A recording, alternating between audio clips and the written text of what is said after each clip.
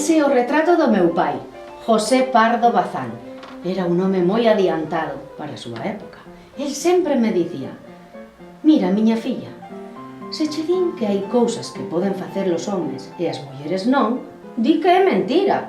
Non pode haber dúas morais para dous sexos. E canta razón tiña, un home feminista, co que custa dicir iso. E mesmo as mulleres. Ah,